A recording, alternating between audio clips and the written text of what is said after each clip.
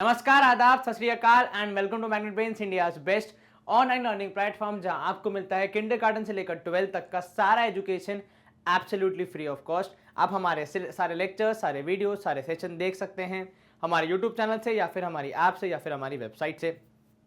Again absolutely free of cost, मतलब बिना कुछ भी पे किए।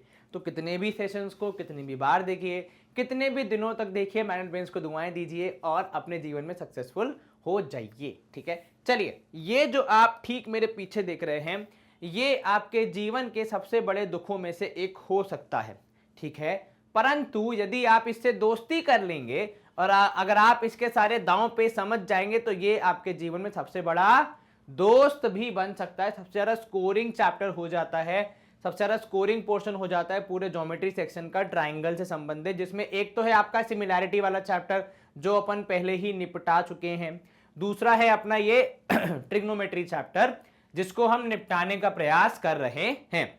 इस सेशन के ठीक पहले हमने क्या किया है, तो हमने ट्रिग्नोमेट्री का थोड़ा सा ना निचोड़ निकालने का प्रयास किया, ऐसे रस निकालने का प्रयास किया कि ट्रिग्नोमेट्री होती क्या है, समझने का प्रयास किया है, क्यों यूज करते हैं, कहाँ यूज करते हैं। उसके बाद फिर जो बेसिक कॉन्सेप्ट्स थे हमारे कि साइड्स और एंगल्स के बीच का क्या कनेक्शन होता है, कैसे वहां से फिर हम रेशियोज को यूज करके अपने जीवन में जो हमारे राइट ट्राइंगल्स हैं उनके साथ खेल सकते हैं। ठीक है, आपने मुख्यतः पिछले सेशन में 6 रेशियोज पढ़े जो कि एंगल्स और साइड्स के बीच, कौन से एंगल्स और कौन सी साइड्स, सर किसी भी राइट ट्राइंगल के एंगल्स और उसके साइड्स के बीच में रिलेशनशिप बताते हैं, उन्हें आपने कवर किया। कितने थे कुल मिला के? 6 थे।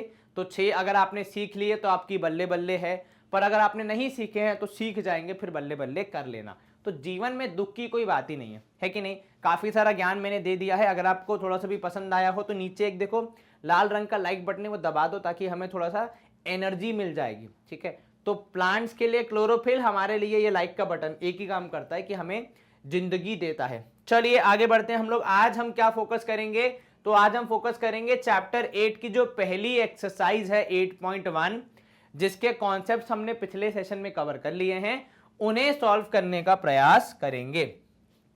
चलो स्टार्ट करने से पहले एक बार फटाफट रिवाइज कर लेते हैं कॉन्सेप्ट्स हमारे सारे। तो आपने पढ़ा था कि यदि एक राइट ट्राइंगल होगा तो उसमें 90 डिग्री को छोड़ के बाकी 2 एंगल्स होंगे। ठीक है, तो यहां जरा ध्यान देना, अपने आंख का नाक खुले रख के। तो मैं आपसे कह रहा हूं कि एक राइट ट्राइंगल में 90 डिग्री के अलावा 2 एंगल्स होंगे, उन दोनों एंगल्स का नजरिया पर्सपेक्टिव अलग होगा। इसीलिए जब हम एंगल्स और साइड्स का रेशियो निकालेंगे तो किस नजरिए से, किस एंगल के हिसाब से निकाल रहे हैं उस पर डिपेंड करेगा। अगर आपने मान लीजिए इस एंगल को थीटा माना है या फिर आपका एंगल जिसको आप कंसिडर कर रहे हैं वो माना है, तो उसके ठीक सामने वाली साइड को आप अपोजिट कहते हैं, ठीक नीचे वाली साइड को आप एडजेसेंट कहते हैं, और 90 डिग्री के सामने वाली सबसे बड़ी वाली साइड को आप कहते हैं हाइपोटेन्यूज। और इसी के हिसाब से आपके रेशियो डिसाइड होते हैं। अगर आप किसी ट्राइंगल में इस एंगल की जगह इस वाले एंगल के नजरिए से देख रहे हैं तो अपोजिट और एडजेसेंट चेंज हो जाएंगे, हालांकि हाइपोटेन्यूज सेम ही रहेगा। तो अगर हम साइन थीटा की बात करें, जो हमारा पहला रेशियो है एंगल्स और साइड्स के बीच, साइन थीटा होता है अपोजिट अपॉन हाइपोटेन्यूज। मेरे साथ एक बार रिपीट करेंगे, अपोजिट अपॉन हाइपोटेन्यूज। तो साइड्स और एंगल्स के बीच रेशियो बताने का, रिलेशनशिप बताने वाला पहला रेशियो। ठीक है, कॉस थीटा, तो कॉस थीटा हो जाता है एडजेसेंट अपॉन अपॉन हाइपोटेन्यूज। उसके बाद फिर टैन थीटा हो जाता है कितना, सर वो हो जाता है अपोजिट अपॉन एडजेसेंट। उसके बाद कॉसेक थीटा हो जाता है hypotenuse upon opposite, sec theta हो जाता है hypotenuse upon adjacent, tan theta हो जाता है एडजेसेंट अपॉन अपोजिट। मतलब इन तीनों के रेसिप्रोकल। ये आपको समझ में आ गया? कहीं कोई दिक्कत तो नहीं? बिल्कुल नहीं सर, एक क्विक रिवीजन हो गया हमारा। जी सर, यहाँ पे साइन कॉस टैन क्या है? साइन कॉस टैन यहाँ पे कोई मल्टीप्लाइंग फैक्टर नहीं है, यहाँ पे साइन कॉस टैन रिश्ता बताने का एक तरीका है। ठीक है, अब जैसे फॉर एग्जाम्पल आपके माताश्री के जो भाई हैं उनको आप 2-3 तरीके से एक्सप्लेन कर सकते हैं। कैसे? सर ये जो व्यक्ति है ये मेरे मामा श्री हैं, ठीक है। सर यह व्यक्ति मेरी माता जी का भाई है, एडेड। सर यह व्यक्ति मेरे कजिन के पिताजी हैं, परफेक्ट। सर यह व्यक्ति मेरे पिताजी के साले साहब हैं, परफेक्ट। 2-3 तरीके से आपने बता दिया, बिल्कुल। सर यह व्यक्ति मेरे नाना जी का बेटा है, परफेक्ट।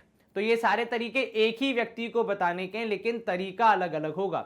तो किससे किसको कनेक्ट कर रहे हैं आप, उसके बेसिस पे डिपेंड करता है। ठीक वैसे ही साइन कॉस टैन वो कनेक्टिंग फैक्टर हैं वो मल्टीप्लाई नहीं हो रहे हैं किसी में। मतलब साइन थीटा का मतलब ये नहीं होता है कि साइन इनटू थीटा है, नहीं। Sine theta is a relationship between the angle theta and the opposite and hypotenuse, ठीक है। इसको लोग ऐसे मानते हैं कि ये 2x के बराबर है, जिसमें 2 अलग है और x अलग है, दोनों का अलग अलग इंडिविजुअल एग्जिस्टेंस है। लेकिन यहां पे जब आप साइन को ऐसे अकेले कर देंगे या अलग कर देंगे तो साइन का अकेले का खुद का कोई एग्जिस्टेंस नहीं है बिना एंगल के। ये ठीक वैसा है जैसे बिना जल बिन मछली तड़पती रहेगी बेचारी, ठीक वैसे यहां पे साइन भी तड़पता रहेगा बिना एंगल के, ठीक है। चलिए शुरू करते हैं। हमारा पहला सवाल आपको काफी रिकैप मैंने करा दिया है। एक ट्रायंगल है ABC, एक ही है, ठीक है, जिसमें राइट एंगल एट बी है और आपको AB की वैल्यू दी है 24, BC की वैल्यू दी है 7। अब आपको डिटरमाइन करना है, क्या करना है आपको, डिटरमाइन करना है। बेसिकली पता लगाना है किसका, कि पहले साइन ए कॉज ए बताओ, फिर साइन सी एंड कॉस सी बताओ। अब देखो ये जो सवाल सी, इसका रिक्वायरमेंट बहुत ही इंपॉर्टेंट है सी की आपको तीनों साइड्स पता होनी चाहिए, ठीक है। तो आपने यहां पे लिख दिया राइट एंगल एट बी, ये रहा राइट एंगल एट बी। अब यहां पे एक ए होगा एक सी होगा, ठीक है। सर AB की वैल्यू है 24, AB की वैल्यू है 24, BC की वैल्यू है 7। मुझे पता है आप मन में सोच रहे हैं कि सर 24 और 7 लगभग बराबर ही लग रहे हैं इमेज वाइज। तो एक काम करते हैं, आपकी खुशी के लिए इसको दोबारा बना लेते हैं, लेकिन अब की बार थोड़ा सा अलग तरीके से बनेगा। अब तो ठीक है, अब तो BC की वैल्यू 7 हो सकती है, AB की वैल्यू 24 हो सकती है और AC की वैल्यू हमें फिलहाल ज्ञात नहीं है।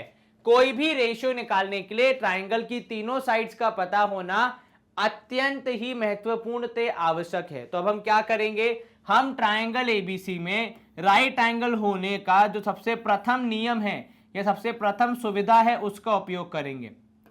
यूजिंग कौन सी, जी हां बिल्कुल, हमारे आदरणीय सम्माननीय पाइथागोरस थ्योरम, ठीक है। यहां पे जो कि हो जाएगा, यहां पे एंगल B हो जाएगा 90 डिग्री। चलिए पाइथागोरस थ्योरम कहती है कि दो साइड्स का स्क्वायर जो कि 90 डिग्री के माध्यम से जुड़ी हुई है, वो तीसरी साइड जो कि 90 डिग्री के ठीक सामने है उसके साइड उसके स्क्वायर के बराबर होगी। AB की जगह 24 स्क्वायर, यहां पे 7 स्क्वायर, AC स्क्वायर आपने पता लगाना है।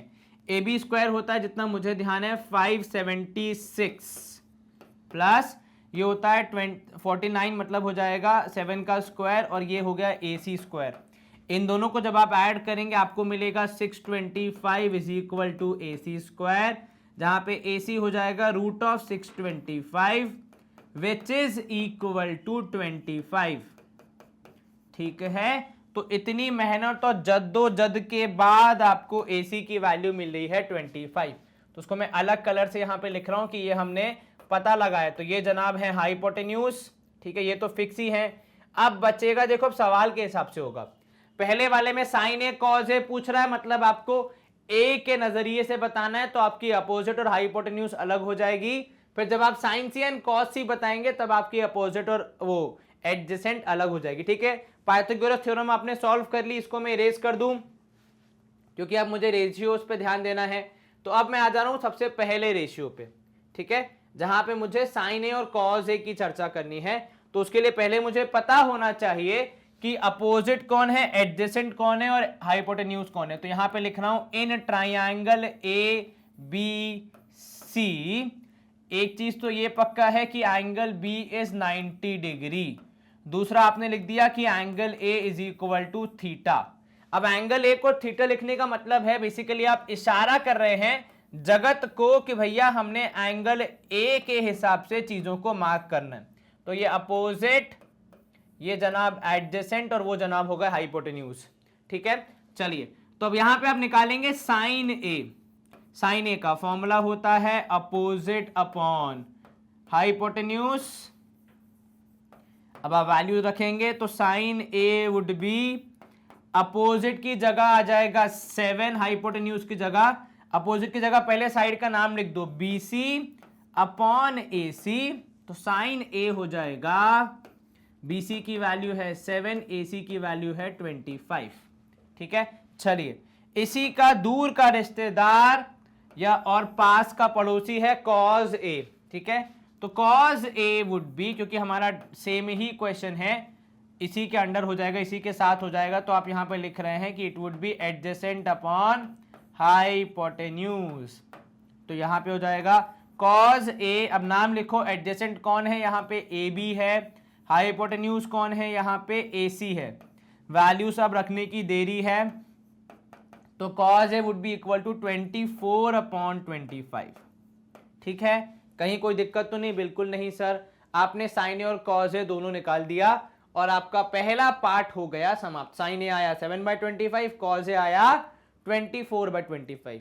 तो यहां पे हम पहला पार्ट समाप्त करके अब हम मूव करेंगे दूसरे पार्ट की तरफ, जहां पे साइन ए नहीं साइन सी और कॉस सी निकालना है। तो ये तो हमने हटा दिया, चलिए ए जनाब भी गायब हो जाएंगे। अब बचा क्या? बचा अब साइन सी और कॉस सी। तो अब एंगल जो है वो चेंज हो जाएगा, इट वुड बी, जो थीटा है वो कौन सा होगा, वो होगा angle C, angle C is theta. ठीक है, तो जो पहले एडजेसेंट थे वो अब नहीं होंगे। ठीक है, अब जो और पहले अपोजिट थे वो भी अब नहीं होंगे।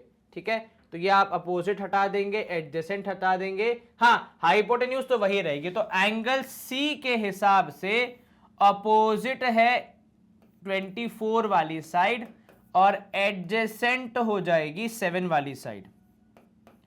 ठीक है, इतना काफी है हमारे पास जानने के लिए। चलिए तो अब यहां पे हम क्या लिखेंगे भैया, साइन सी जितनी गणित हमको आती है वो होती है अपोजिट अपॉन हाइपोटेन्यूज। अब आप क्या करेंगे, वैल्यूज लिखेंगे। तो साइन सी मतलब यहां पे हो जाएगा sine C is equal to, opposite के लिए आप यूज करेंगे 24, पहले काम करें नाम लिख दीजिए, तो उसके लिए अपोजिट हो जाएगा A B upon A C, that is 24 upon 25। ठीक है, कहीं कोई आपत्ति तो नहीं? बिल्कुल नहीं सर।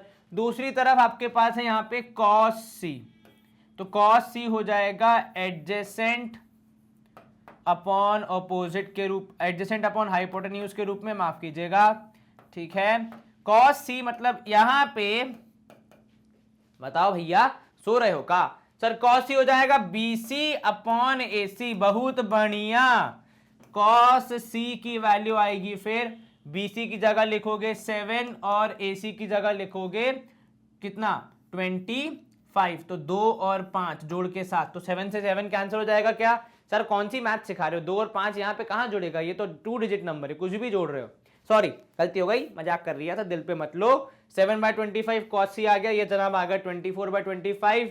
आपको 1 2 3 4 वैल्यूज निकालने को बोली थी, आपने सारी निकाल दी, आपने आंसर बता दी। अब आप क्या करेंगे सर, डेंस करेंगे।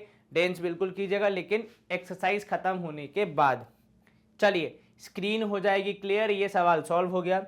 अगला प्रश्न है एग्जाम क्वेश्चन नंबर 2, जहां पे आपको एक चित्र दिया गया है जिसकी आपको 2 वैल्यूज बताए हैं, तीसरी पता लगानी है, और आपको पूछा है what is tan p minus cot r। ठीक है, चलिए तो भैया सबसे पहले तो यहां पे जो 2 आपको साइड्स दी हैं उसकी मदद से पहले तीसरी साइड निकालिए। देखिए जब तक किसी ट्रायंगल की तीनों साइड पता नहीं, ठीक है, तब तक हमारी कोई खता नहीं, मतलब तब तक आप कुछ कर ही नहीं सकते, और कुछ करोगे नहीं तो गलती नहीं होगी। तो पहला कार्य क्या करना है, तीनों साइड्स की वैल्यू पता होनी चाहिए, तभी सारे रेशियो निकाल पाओगे जो भी सवाल पूछ रहा है। ठीक बा, ठीक है। चलिए यहां देखिए, तो इन ट्राइंगल PQR क्या करोगे आप, using sir using Pythagoras theorem. ठीक है, ठीक है। अब यहाँ पे क्या होगा, तो यहाँ पे होगा P Q square plus Q R square is equal to P R square. अब आप वैल्यूज रखिए, तो पी क्यू स्क्वायर देखो सवाल में दिया है 12 स्क्वायर, क्यू आर स्क्वायर हमने पता लगाना है। यूं तो अगर आपकी गणित अच्छी है तो अब तक तो आपके दिमाग में जवाब आ भी गया होगा, पर फिर भी नहीं आया तो कोई दिक्कत नहीं है, याद हो जाएगा धीरे धीरे। 13 का स्क्वायर 169, 12 का स्क्वायर 144, यहाँ पॉजिटिव था, साइड चेंज करा तो माइनस होगा, ठीक है। तो क्यू आर का स्क्वायर हो जाएगा यहाँ पे, अगर लोगों को ये स्टेप समझ ना आ रहा हो तो रुकिए, हम कह रहे हैं 13 स्क्वायर माइनस 12 स्क्वायर, तो ये हो जाएगा 13 का स्क्वायर 169 माइनस 144, दोनों को माइनस करेंगे तो क्यू आर का स्क्वायर आएगा 25 के बराबर। तो Q R is equal to root of 25, that is equal to 5। Negative भी हो सकता है, लेकिन क्योंकि साइड की लेंथ है तो नेगेटिव हो जाएगा, इग्नोर, ठीक है। ये आ गया क्यू आर की वैल्यू 5। अब आप क्या करेंगे सर, एक लंबी सी लकीर खींच के पहले तो पार्टीशन करेंगे आप, बहुत बढ़िया, काफी अच्छी कमेंट्री। उसके बाद फिर आप आएंगे ट्राइंगल पे, तो in triangle P Q R कौन सा एंगल है सर, एंगल क्यू है 90 डिग्री। सर ये क्यों लिखते हैं, देखो ये एक प्रूफ होता है कि भैया आप यहाँ पे ट्रिग्नोमेट्री और पाइथागोरस थ्योरम यूज कर सकते हो। तो एंगल क्यू 90 डिग्री क्या बताते हो कि भैया हम यहाँ ट्रिग्नोमेट्री यूज करने वाले हैं, ठीक है। tan p हो जाएगा, क्योंकि हमें tan p की आवश्यकता है, tan p would be opposite upon adjacent, है ना। अब tan p आपसे बोल रहा है तो भैया tan p के हिसाब से, तो पहले तो p का नजरिया देखो, फिर उसके हिसाब से ऑपोजिट हो जाएगी QR, एडजेसेंट हो जाएगी 12, तो tan p मतलब QR अपॉन एडजेसेंट कौन सी है, PQ, which is tan p हो जाएगा 5/12। वेरी गुड, ठीक है। तो यहां पे p वाले का काम हो गया। अब दूसरी तरफ आ जाओ, जहां पे आपको चाहिए QR, तो उसको मैं अलग रंग से लिख रहा हूं, जहां पे आपको चाहिए cot R, ठीक है। अब cot R में cot के नजरिए से देखना है, तो देखो ये रहा R, पहली बात तो cot R होता है एडजेसेंट अपॉन ऑपोजिट,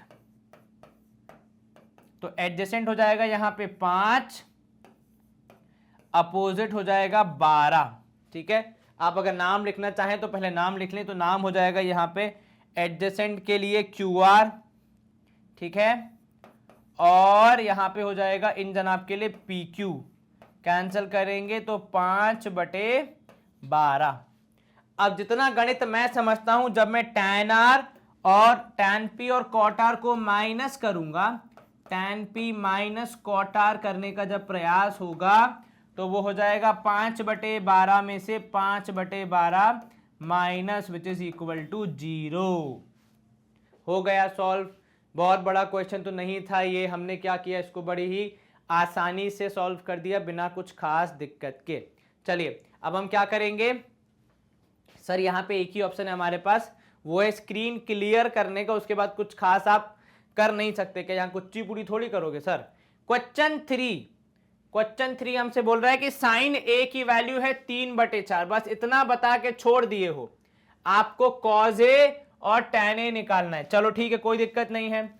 देखो अब साइन ए आपको क्या दिया है, तो यहां पे आप लिख रहे हो sine A is equal to 3/4, ठीक है। साइन ए आता कैसे, तो सर वो होता है ऑपोजिट अपॉन हाइपोटेन्यूज, तो अपोजिट अपॉन हाइपोटेन्यूज है 3/4, which means opposite would be equal to 3k, hypotenuse would be equal to 4k, ठीक है। ये हो गया। अब आपके पास अपोजिट और हाइपोटेन्यूज है, अगर आपको कॉज और टैन निकालना है तो आपको क्या निकालना पड़ेगा, एडजेसेंट वाले की वैल्यू निकालनी पड़ेगी।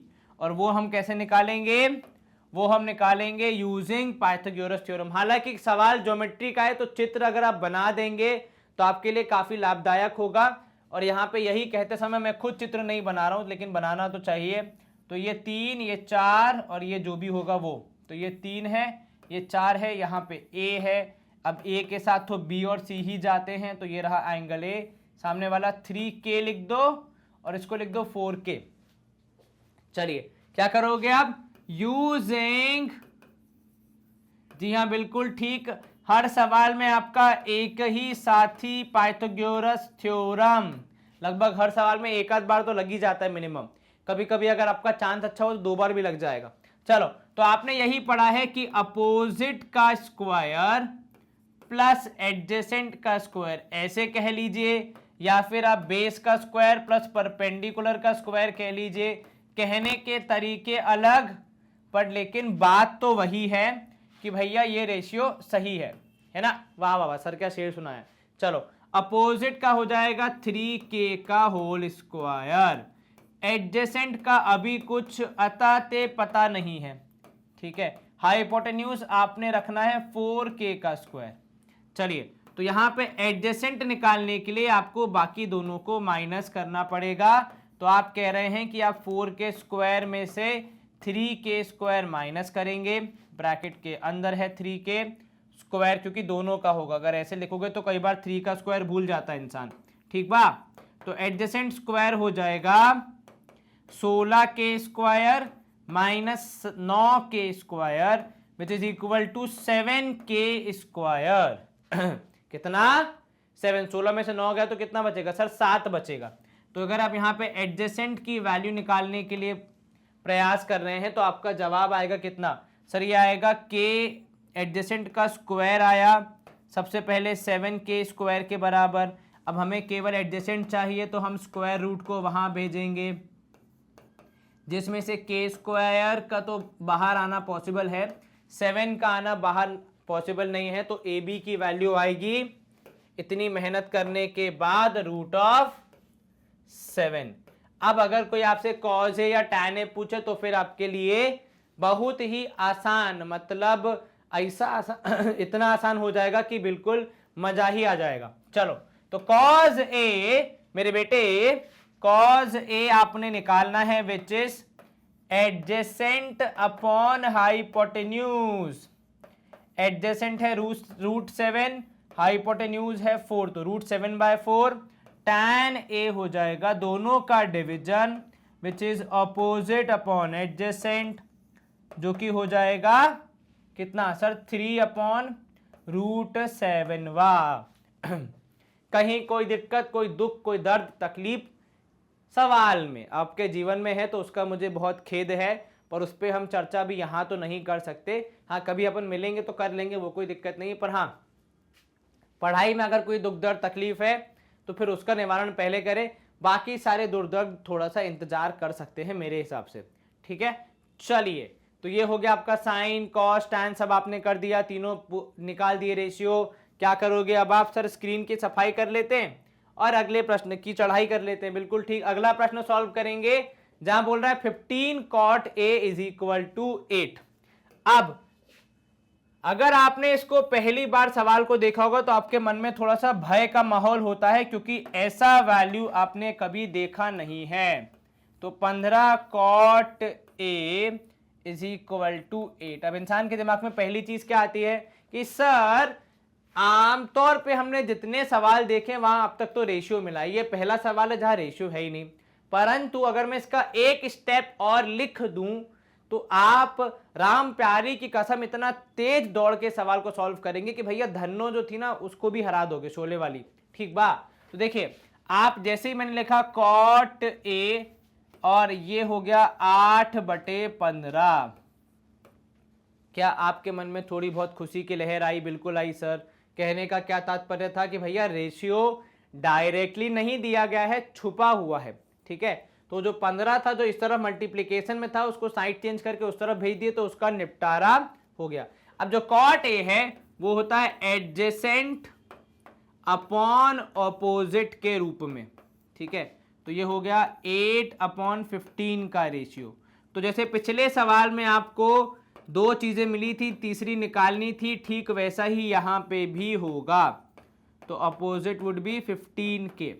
अब आप क्या करेंगे, सर अगर इतनी जानकारी मिल गई है तो लगे हाथ पाइथागोरस थ्योरम लगा के आंसर निकाल देते हैं। ठीक है, डायग्राम बनाना है क्या, आवश्यकता लग रही है क्या? सर बना दीजिए, थोड़ा क्लैरिटी मिलेगा। चलिए आपने कहा हमने माना, तो भैया आपने कहा कि एडजेसेंट है 8 के, अपोजिट है 15 के, और ये मिसिंग है ना, यही है जी सर। तो अब यहाँ पे आपको भी पता है कि पाइथागोरस थ्योरम क्या कहती है। सर अब तो पढ़ पढ़ के हम लोग एकदम पारंगत हो गए हैं पाइथागोरस थ्योरम में, मतलब नींद में उठा के पूछ लीजिएगा तब भी जवाब मिल जाएगा कि पाइथागोरस थ्योरम में क्या होता है। स्पेलिंग मिस्टेक नहीं करनी है, भले ही अंग्रेजी कमजोर है राहुल सर की, पर बताना नहीं है किसी को। चलिए ठीक है, चलो यहाँ पे क्या लिखोगे सर, यहाँ पे लिखोगे कि भैया ऑपोजिट का स्क्वायर प्लस एडजेसेंट का square is equal to hypotenuse का स्क्वायर। चलिए अपोजिट का स्क्वायर कितना, तो सर अपोजिट आपने ही बताया 15 के, तो 15 के स्क्वायर प्लस 8 के का square is equal to hypotenuse का स्क्वायर। अब यहां देखिए 15 के स्क्वायर मतलब हो जाएगा 225, 8 स्क्वायर हो जाएगा 64, साथ में आएगा यहाँ पे भी के स्क्वायर, यहाँ पे भी के स्क्वायर, ये जो प्लस साइन है इसको थोड़ा सही कर देते हैं, ये देखिए, और ये है एच स्क्वायर के बराबर, हाइपोटेन्यूज को मैंने और शॉर्ट कर दिया, ठीक है। 225 64 हो जाएगा 289 के स्क्वायर, और जितनी गणित हमको आती है ये परफेक्ट स्क्वायर तो है, तो 289 के square is equal to H, या आपने स्क्वायर रूट को यहां भेज दिया, 289 है 17 का स्क्वायर, के स्क्वायर इज इक्वल टू के हो जाएगा, बिकॉज स्क्वायर रूट के बाहर आएगा तो एक पावर कम हो जाती है, पावर डिवाइड बाय 2 हो जाती है जब आप स्क्वायर रूट की बात करते हैं। चलिए 17 के ये आ गया। अब आप क्या करोगे सर, अब इसके तीसरे अंश में हमें क्योंकि हाइपोटेन्यूज की वैल्यू मिल गई है, तो हम जो रेशियो पूछे गए हैं उन्हें निकालने का प्रयास करेंगे। सबसे पहले आएगा साइन ए, ठीक है, तो साइन ए कितना होता है सर, वो होता है ऑपोजिट अपॉन हाइपोटेन्यूज। अपोजिट आपने किसको डिक्लेयर किया है सर, 15 को, तो साइन ए वुड बी 15 के अपॉन 17 के से के कैंसिल, तो केवल 15/17 भी लिख सकते हैं। उसके बाद दूसरा पूछा है सेक ए। अब सेक होता है कॉस का उल्टा, तो ऊपर आ जाता है हाइपोटेन्यूज और नीचे आ जाता है एडजेसेंट, ठीक है। तो यहां पे हाइपोटेन्यूज हो जाएगा कितना, तो सर हाइपोटेन्यूज हो जाएगा 17 के, और ये हो जाएगा 8 के, फिर से के कैंसिल, तो केवल 17/8 बचेगा आपका इस प्रश्न का उत्तर। समझ गए आप मेरे प्यारे पुत्र। चलो साइन ए और सेक ए यहां पे आपको मिल गए हैं, यही दोनों आपसे पूछे गए थे। तो इस सवाल का भी आपने क्या कर दिया, एक सुखद अंत कर दिया, आराम से सॉल्व कर लिया। तो यहाँ पे रेशियो निकल गए, डायरेक्टली नहीं दिया गया था लेकिन आपको डायरेक्टली निकालना आता था। आपने कैसे निकाला, पहले इसको यहाँ भेज के रेशियो के रूप में कन्वर्ट किया, फिर पाइथागोरस यूज करके तीसरी वैल्यू निकाली, फिर जो रेशियोज बोले थे वो निकाल दिए। अप्रोच लगभग यही रहेगी कि जो गिवन जानकारी है वहां से पहले ये इंश्योर करना है कि हमें तीनों साइड्स के वैल्यूज मिल जाएं। अगर हमें तीनों साइड्स की वैल्यूज मिल जाएंगी फिर तो हम आराम से 5 या 6 में से जो भी रेशियो व्यक्ति चाहता है वो निकाल के दे सकते हैं। लेकिन अगर तीनों साइड्स पता नहीं होंगी तो फिर रेशियोज निकालने में दिक्कत होगी, जो हम नहीं चाहते हैं, ठीक है। चलिए यहाँ पे स्क्रीन की सफाई, नया प्रश्न देखो मेरे भाई। तो सवाल नंबर 5 है आपका कि यदि सेक थीटा की वैल्यू है 13/12, calculate all the other trigonometric ratio. All तो ऐसे लिख रहा है जैसे 1 या 2 हैं, पगले 5 रेशियो हैं और ऑल लिख दिया है। ऐसे लिखो ना कि भैया जगत के सारे रेशियो, तो लगे यहाँ के कुछ भारी कर रहे हैं। ऑल मतलब क्या होता है, ऐसे तुम लोग लिखते ढंग से नहीं हो, है ना। मेरे को लगता है किसी भी सवाल में लिखने का तरीका ऐसा होना चाहिए कि दिखे सवाल में कि भाई कोई बड़ी चीज करनी है। तो यहाँ लिखो कैलकुलेट दुनिया के सारे रेशियोज। ऑल रेशियोज का ऐसा लगता है कि 2-3 बोल रहा है ना, छोटा सा वर्ड है ऑल। ऑल मतलब 3 रेशियोज निकालने के, नहीं आपको 5 और निकालने।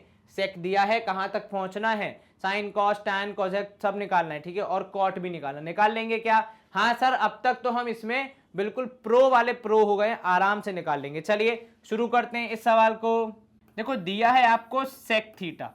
अब सेक थीटा है 13/12। सेक थीटा आता कहां से, किसका रेशियो दिखाता है वो, तो सर सेक थीटा हमें दिखाता है ratio of hypotenuse upon adjacent. अब एक बात बोले मुन्ना ईमानदारी से, बुरा मत माने, लेकिन अगर सेक थीटा बोलने पे आपके दिमाग में पहली बार में रेशियो नहीं आ रहा है तो मतलब हमारी तैयारी अभी कच्ची है, ठीक है, ये बात का आप ध्यान रखें।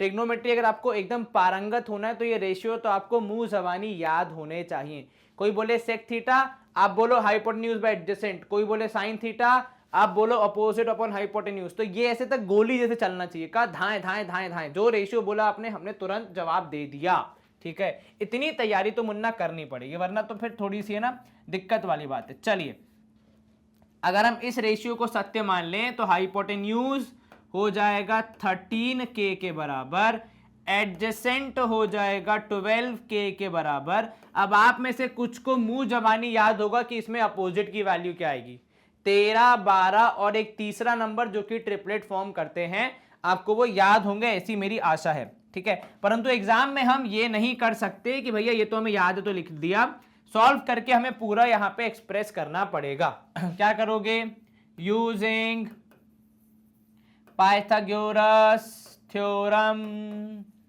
चलिए बहुत बढ़िया। अब क्या कहती है पाइथागोरस थ्योरम की सर हाइपोटेन्यूज का स्क्वायर मिल जाता है जब हम एडजेसेंट का स्क्वायर और ऑपोजिट का स्क्वायर, जिनका पुराना नाम है बेस का स्क्वायर और परपेंडिकुलर का स्क्वायर ऐड करते हैं। तो हाइपोटेन्यूज मतलब 13k का होल स्क्वायर, ठीक है, एडजेसेंट मतलब 12k का स्क्वायर, और ये तो हमें पता करनी है तो ऑपोजिट स्क्वायर। चलिए 13k स्क्वायर मतलब 169k स्क्वायर हो जाएगा, यहां हो जाएगा 144k स्क्वायर और प्लस हो जाएगा ऑपोजिट का स्क्वायर। अब आप इनको माइनस करेंगे तो 169k square minus 144k square is equal to opposite का स्क्वायर, ठीक है। अब आप इन दोनों को माइनस करेंगे, 9 में से 4 गया तो 5 बचेगा, तो ये हो जाएगा 25k square is equal to opposite का स्क्वायर, ठीक है। अब आप स्क्वायर रूट निकालेंगे तो ये हो जाएगा under root of 25k square is equal to opposite. इसको आप सॉल्व करेंगे तो ये हो जाएगा 5k is the value of opposite, क्योंकि 25 का स्क्वायर रूट 5, k स्क्वायर का स्क्वायर रूट k, ये हो गया आपका।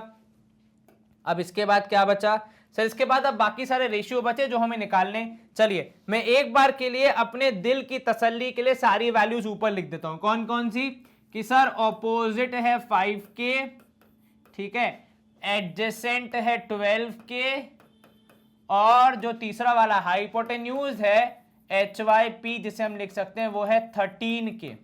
चलिए बाकी सारे रेशियो, सबसे पहले कौन सा सर, सबसे पहले आएगा साइन थीटा, थीटा है कि क्या है, हाँ साइन थीटा। चलो that is opposite upon hypotenuse, बीच में ये कहां से लाइन आ गई, चलो ये लो हाइपोटेन्यूज। चलो ऑपोजिट की वैल्यू हो जाएगी 5 और हाइपोटेन्यूज है 13, ऑब्वियस सी बात है दोनों के साथ k आएगा, k से k कैंसिल, जवाब आ गया 5/13।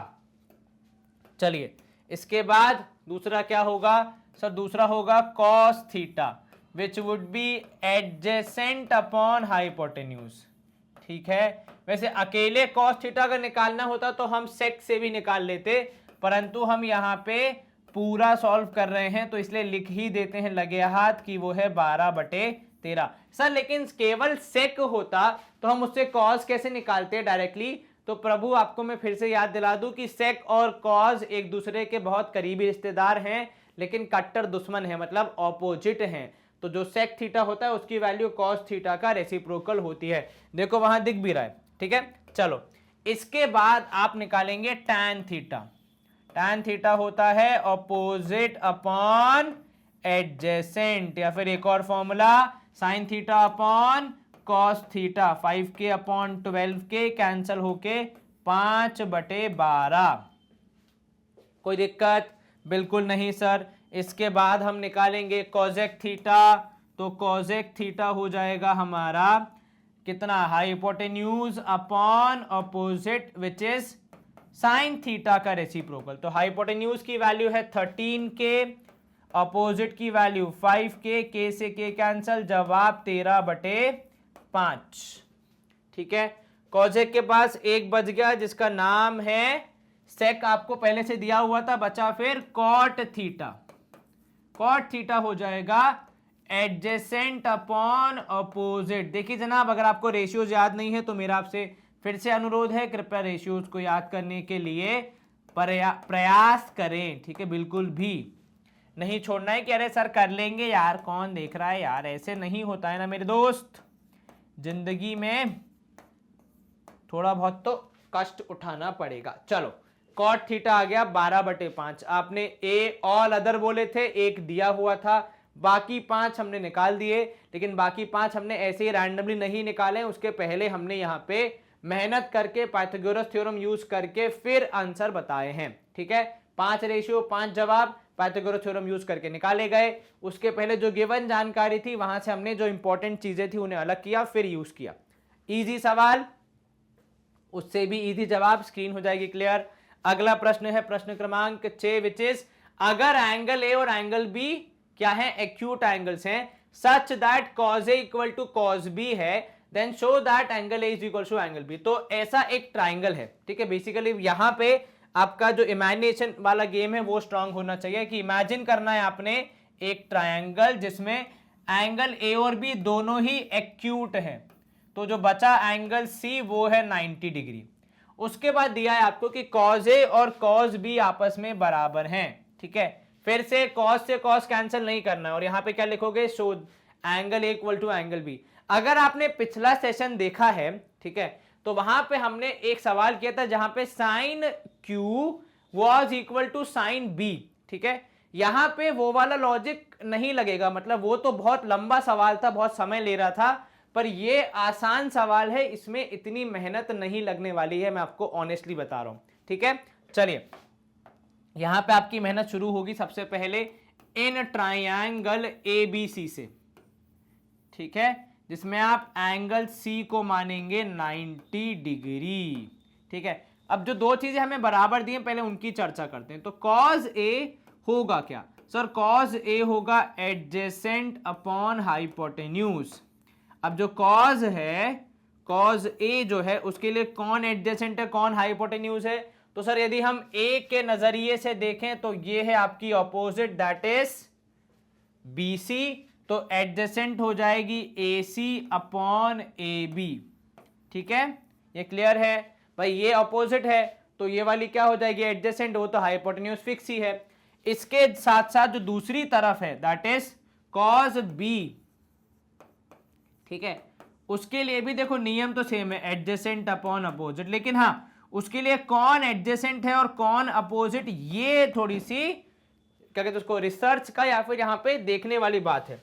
तो देखो A का हमने कर लिया, तो A को हम हटा देते हैं फिलहाल, अब आ जाते हैं B की तरफ। तो B के लिए ये AC है ऑपोजिट, हालांकि हमें चाहिए एडजेसेंट वाली, तो हम लिखेंगे यहाँ पे cos B is equal to what is adjacent side, BC upon AB। चलिए इतना आपने निष्कर्ष निकाल दिया, काफी इंपॉर्टेंट चीजें हैं। अब सवाल में दिया क्या है, तो सर सवाल में साफ साफ लिखा है कि cos A और cos B बराबर हैं।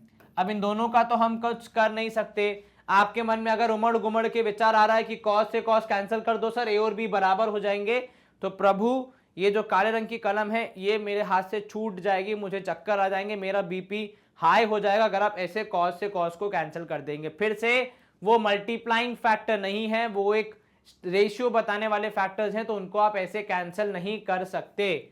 इनफैक्ट आप इनकी वैल्यूज लिखेंगे तो ये हो जाएगा AC अपॉन AB और ये जनाब हो जाएंगे BC अपॉन AB। क्योंकि दोनों पक्षों के डिनोमिनेटर सेम है तो वो कैंसिल होके आपको रिजल्ट दे जाएंगे AC is equal to BC है। एक ऐसा ट्राइंगल जिसकी अपोजिट साइड्स अगर बराबर हो जाए तो उसके लिए क्या आगे रिजल्ट निकलता है, तो आप लिखेंगे यहां पे इन ट्रायंगल ABC हमने देख लिया है कि AC is equal to BC है। रीजन क्या होगा, प्रूव कर चुके हैं हम ये। ठीक है, तो इसकी वजह से क्या हो जाएगा सर, यदि एक ट्राइंगल में अपोजिट साइड्स बराबर हो जाती हैं तो उनके ठीक सामने वाले एंगल्स भी बराबर हो जाते हैं। ये मैथमेटिकल सिद्धांत हम पढ़ चुके हैं। तो AC के सामने एंगल B, BC के सामने एंगल A, बिकॉज आप लिखोगे रीजन क्या होगा, तो रीजन बहुत सिंपल है कि angle opposite to hmm, to equal sides, और वो क्या होते हैं, वो होते हैं इक्वल। तो यहीं पे हमने लिखा है angle opposite to equal sides हैं, इसलिए एंगल बी और एंगल ए बराबर होते हैं। यह वाला सवाल काफी मायनों में उस एग्जाम्पल नंबर 3 से काफी आसान है, क्योंकि यहाँ पे मेहनत थोड़ी सी सीमित है। अगर आपको लगता है कि सर एग्जाम्पल नंबर 3 तो हमने देखा ही नहीं है, तो जाइए, सेशन अपलोडेड है, जाके देखिए। पहले वाले पार्ट में हमने एग्जाम्पल्स को सॉल्व किया। देखो हम कोई भी सवाल नहीं छोड़ते, इनफैक्ट किताब की एक भी लाइन नहीं छोड़ते, सवाल तो बहुत दूर की बात है। ठीक है, चलिए, ये क्या हो गया, सवाल सॉल्व। तो स्क्रीन क्लियर। अब हम करेंगे सवाल नंबर 7 की ओर रुख। अब ये थोड़ा सा अच्छा सवाल है कि अगर कॉट थीटा है 7/8, तो बताइए कि 1 plus sine theta upon 1 minus sine theta कितना होगा। ठीक है, चलिए, अब ये पूछ रहे हैं तो इनको बता देते हैं। क्या दिया है आपको, सर हमको दिया है कॉट थीटा। तो कॉट थीटा अगर 7/8 है, तो पहले पता है क्या करना पड़ेगा, सर पहले करना पड़ेगा यहां से उन वैल्यूज का एक्सट्रैक्शन जहां से साइन और कॉस मिल सकते हैं। तो पहले हमें इसको क्या करना पड़ेगा, तोड़ मड़ोड़ के जोड़ जाड़ के सही करना पड़ेगा। तो कॉट थीटा होता है एडजेसेंट अपॉन ऑपोजिट, और इन दोनों की वैल्यू फिलहाल आ रही है 7/8। तो अगर मैं रेशियो को उतारूं और अलग अलग वैल्यूज देखना चाहूं, तो एडजेसेंट की वैल्यू 7K, ऑपोजिट की वैल्यू 8K। कहीं कोई दिक्कत बिल्कुल नहीं सर। सर इसको अगर हम आगे सॉल्व करना चाह रहे हैं तो हमें फिर यहाँ पे लाना पड़ेगा किसको, हाइपोटेन्यूज को पिक्चर में, क्योंकि जब तक वो नहीं आएगा साइन और कॉस की वैल्यू कैसे पता लगेगी। बिल्कुल ठीक कहा आपने। ठीक है, चलिए, तो सबसे पहले हम यहां पे करेंगे कि भैया हाइपोटेन्यूज का square is always equal to किसका होता है सर, अपोजिट का स्क्वायर प्लस एडजेसेंट का स्क्वायर, जिसको लोग बचपन में, मतलब हम ही लोग बचपन में क्या बोलते थे, perpendicular square plus base square. कहने का तरीका अलग और बात वही। तो फिर यहां पे आ गया H square is equal to opposite मतलब 7K का स्क्वायर, एडजेसेंट मतलब 8K का स्क्वायर, या उल्टा लिखा हो मैंने तो कोई दिक्कत नहीं है। कहने का तात्पर्य वही, और एडिशन में सीक्वेंस इतना मैटर नहीं करता। चलिए, फिर भी किसी के दिल को दुख ना पहुंचे कि आपने सर ऐसे कैसे पोजीशन चेंज कर दी। तो ये लो, हमने लिखा अपोजिट को 8K, एडजेसेंट को 7K। चलिए, अब यहां पे एच स्क्वायर आ जाएगा, 8 स्क्वायर है 64K square, 7 square is 49K square. दोनों को ऐड करोगे तो H square is equal to 9 4 13, 1 carry, 6 4 10, 1 11, 113K square. H निकालने के लिए आपने करना है under root of 113K square, जिसमें K तो आ जाएगा बाहर, लेकिन 113 का मुझे तो नहीं लग रहा है कोई पर आपको मिलेगा स्क्वायर रूट, तो आप केवल K इंटू 113 लिखेंगे। कोई दिक्कत, कोई शंका, कोई तकलीफ, कोई परेशानी बिल्कुल नहीं सर, आसानी से हो जाएगा। चलिए, क्या लिखा आपने, तो सर हमने लिखा है K रूट 113। कहीं कोई दिक्कत तो नहीं, बिल्कुल नहीं सर, अब तक तो नहीं हो रही है, आगे का पता नहीं। चलो बहुत बढ़िया। देखो कॉट है तो वैसे तो tan हो जाएगा 8/7, लेकिन क्या वो आपके काम का है, सबसे बड़ा सवाल जीवन में यही है। ठीक है, चलिए, h आ गया। अब आप क्या करोगे सर, अब हम फिर से यहां पे एक पार्टीशन खींच के आगे बढ़ेंगे। हमें ये साइन और कॉस की वैल्यू भी तो निकालनी है। ठीक है, चलिए, तो अब हम निकालेंगे साइन कॉस की वैल्यू, तभी तो यहां पुट कर पाएंगे।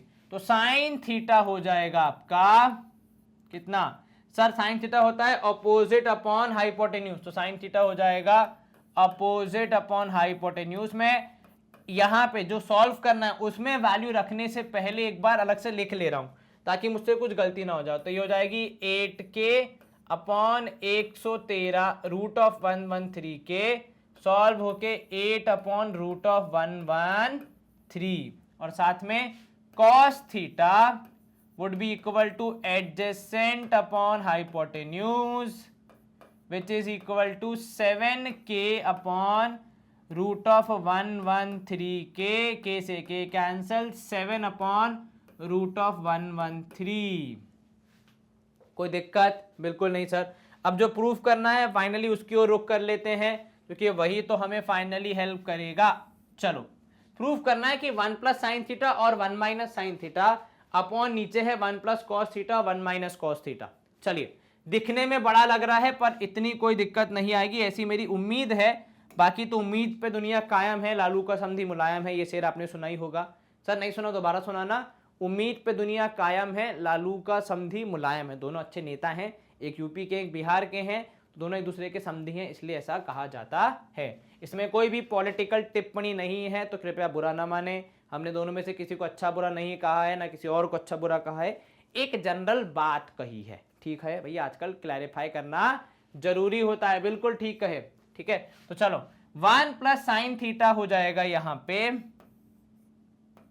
1 प्लस साइन थीटा मतलब 8 अपॉन रूट 113। अच्छा एक बात बताओ, वैल्यू लिखने से पहले जितनी मैथ्स मुझे आती है, यहां पे है 1 प्लस साइन थीटा, ठीक है, बाजू में है 1 माइनस साइन थीटा, ठीक है, ठीक है, और नीचे है 1 plus cos theta multiplied by 1 minus cos. देखो अभी भी मुझे दिमाग में था नहीं, जब से मैंने सवाल सॉल्व करना शुरू किया, ये तो मेरे को अभी दिमाग में एक चीज आ रही है जो मैं आपके सामने एक्सप्रेस कर रहा हूं। मैं आपसे पूछ रहा हूं, जरा कंपेयर करो, मेरे साथ रिपीट करो। a plus B, a minus B would be a square minus B square. तो यहां पे हम लिख सकते हैं 1 square minus sine square theta whole upon 1 square minus cos square theta. तो भाई कब से मेरे मन में ये विचार तो आ ही रहा था कि यार ऐसे कैसे इतनी बड़ी बड़ी वैल्यूज को रखना होगा। तो चलिए ये हो जाएगा 1 माइनस कितना है, साइन हो जाएगा 8 बाय रूट ऑफ 113 का स्क्वायर। 1 का स्क्वायर 1 होता है, इसलिए वहां से स्क्वायर हटा दिया, होल डिवाइड बाय नीचे आ जाएगा 1 माइनस 7 अपॉन रूट ऑफ 113 का स्क्वायर। चलिए अब आगे की कैलकुलेशन के लिए हम क्या करेंगे सर? हम तो वही करेंगे जो अब तक करते आए हैं, जो लिखा है उसको इरेज करेंगे और क्या। चलो आपने क्या बोला सर? हमने बोला ये हमारा कैलकुलेशन चलेगा, तो हो जाएगा 1 minus 64 upon 113 whole divide by 1 minus 49 upon 113। लगे हाथ ले लो एलसीएम। तो जब आप एलसीएम लेंगे तो ये हो जाएगा 113 minus 64 whole upon 113 whole divide by 113 minus 49 whole upon 113। ठीक है, ये क्या हुआ? एलसीएम लिया आपने। अब क्योंकि दोनों के डिनोमिनेटर में सेम ही वैल्यू है तो उनके कैंसिलेशन का हमें अधिकार है। अब 113 में से 64 माइनस एक इधर पे ये बच रहा है 113 माइनस 64 जो कि डिवाइड हो रहा है 113 माइनस 49 से। इन दोनों को आप जब सॉल्व करेंगे ऊपर आएगा 49, नीचे आएगा 64। देखो 13 में से 4 गया 9, हाँ बिल्कुल। उसके बाद 10 में से 6 गया 4, बिल्कुल ठीक है। तो यहां पे आपने क्या किया, जो सवाल बहुत बड़ा दिख रहा था, जहां पे वैल्यूज बहुत अजीब सी दिख रही थी, उसमें थोड़ा सा कॉमन सेंस यूज करके हमने उसी सवाल को थोड़ा सा छोटा बना दिया। ठीक है, कितना बना दिया? 1 माइनस साइन स्क्वायर और 1 माइनस कॉस स्क्वायर। अब जो वैल्यूज जितनी मुश्किल लग रही थी सॉल्व करने को, वो देखो आसान हो गई। फिर आपने एलसीएम लिया, फिर आपने डिनोमिनेटर से डिनोमिनेटर को कैंसिल किया, न्यूमरेटर्स को माइनस किया और अपना आंसर बताया 49/64। क्लियर है? आसान था जी सर, बिल्कुल। चलिए इस सवाल का शटर होगा डाउन। जो इसमें पहला पार्ट है, भी दूसरा पार्ट भी होगा, तो कुछ वैल्यूज याद रखना, भूलना मत। ठीक है, या एक काम करते हैं, बिना पूरा देखे अगर हम सॉल्व कर रहे हैं तो इतना पार्ट कहां से इरेज कर दें? सर ये वाला पार्ट तो इरेज कर ही दीजिए। साइन कॉस की वैल्यू छोड़ देते, क्या पता दूसरे पार्ट में भी काम आ जाए। ठीक है, इधर से भी हम ये वाला पार्ट इरेज कर दे रहे हैं क्योंकि हमने सॉल्व कर लिया। ये आपको स्क्वायरिंग वाला मैंने बता दिया, a square minus B square use करते हुए हमने यहाँ पे आंसर निकाला। और ये तो मैथमेटिकल कैलकुलेशन है, आपने एक बार देख ली, उसके बाद आप स्वयं इतने पारंगत हैं कि इसमें कर लेंगे। ठीक है, चलिए बचा क्या कुल मिला के? अब साइन और कॉस की वैल्यू छोड़ के मैंने बाकी सब इरेज कर दिया है।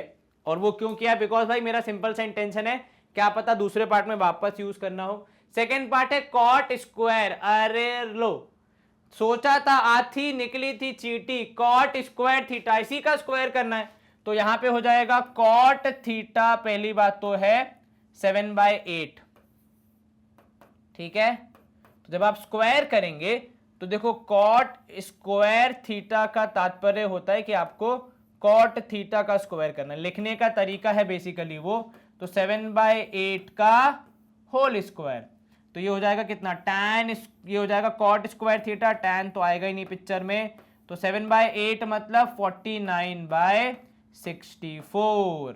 क्या आपको यही आंसर मिल रहा है? जी सर बिल्कुल, कहीं कोई समस्या तो नहीं है? बिल्कुल नहीं है सर। तो यहाँ पे हो जाएगा आपका आंसर 49/64। अब हम क्या करेंगे सर, अब तो स्क्रीन क्लियर कर ही देते हैं क्योंकि दो ही पार्ट है शायद, है ना?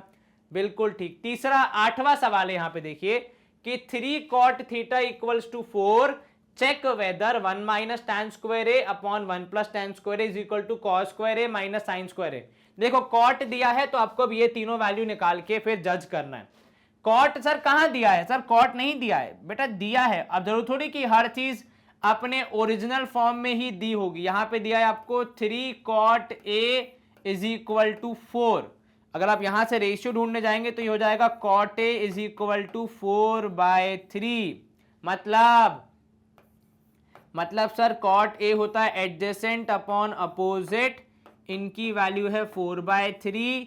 अगर हम वैल्यूज को अलग अलग निकालें तो एडजेसेंट को हम कहेंगे 4 के, ऑपोजिट को हम कहेंगे 3 के, और हाइपोटेन्यूज को आप कहेंगे, जी हाँ बिल्कुल, अगर आपके मुंह में एक वैल्यू आई which is now going to be equal to R Pythagoras theorem का रिजल्ट, तो आप ठीक जा रहे हैं, ठीक है, मतलब आपकी मैथमेटिक्स सही ट्रैक पे है।